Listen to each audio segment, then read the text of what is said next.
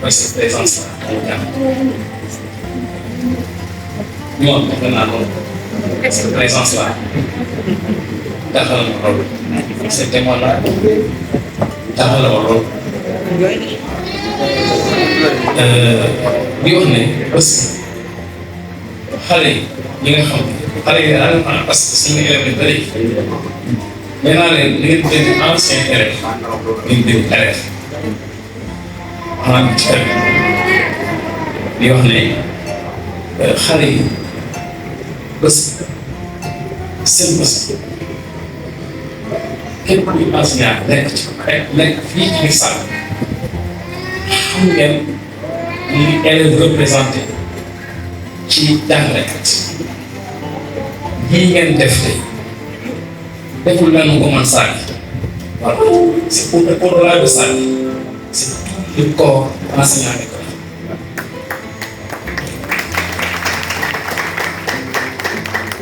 dinaa ci ñëwaat après le discours parce que discours bi xale yi laa ko centré mais dinaa wax ne li am tey nii xale yi derrière ces jeunes-là derrière ces élèves-là y a des parents d'élèves nee naa leen ci kër gi yéen ay waajur yu baax ngeen am kenn ku nekk ci yéen nag jëflante naa ak sa waajur te xam naa bu baax baax biñ baax def ci yéen moo tax ne delloo si baax boobu dafa ma ko man mii mais dafa ko si bépp jàngalekat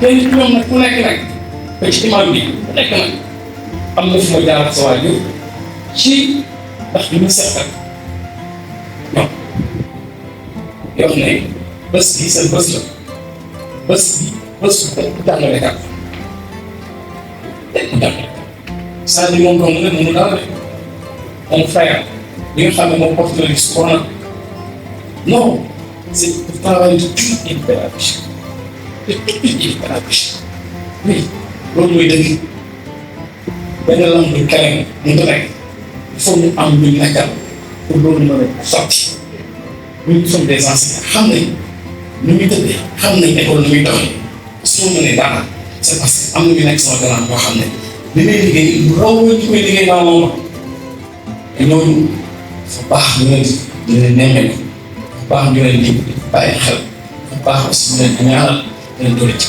bëggoon naa tas maanaam applaudir demain et très vivement les enseignants.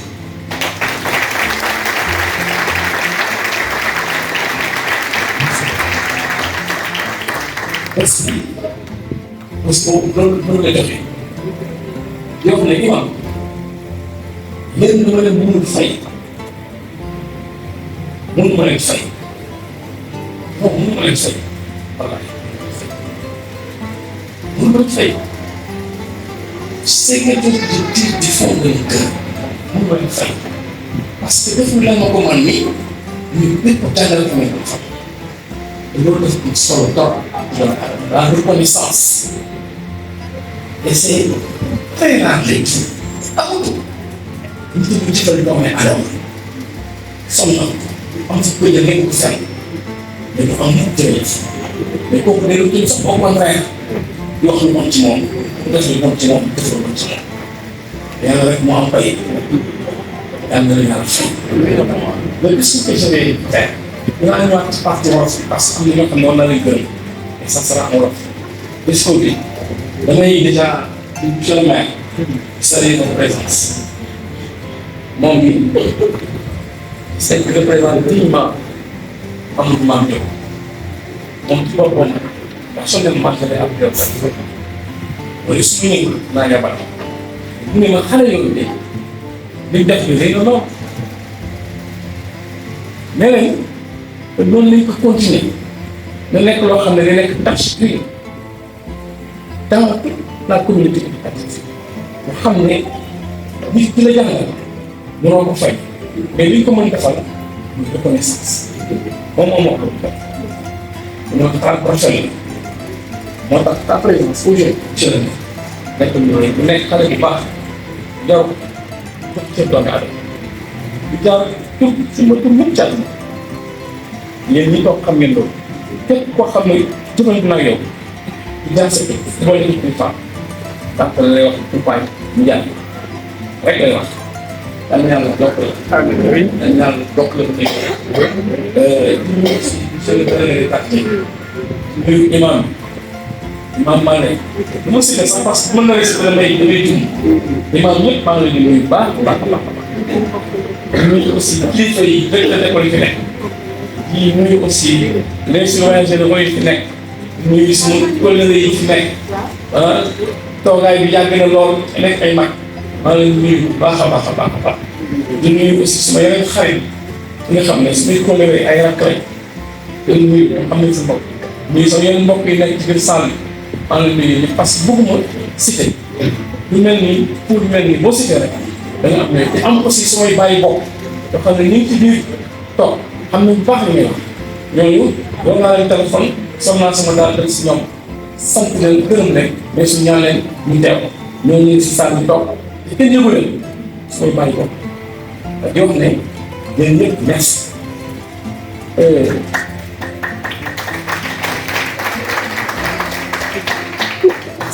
Mesdames, Messieurs, très chers élèves, je prends la parole avec une émotion que les mots ont du mal à décrire. Permettez-moi de commencer par le plus important. Du fond du cœur, merci. Merci. Merci pour cet moment si touchant, pour votre présence qui me remplit de joie et pour l'énergie incroyable que vous avez déployée pour organiser cette cérémonie. En voyant vos visages, ce sont 34 ans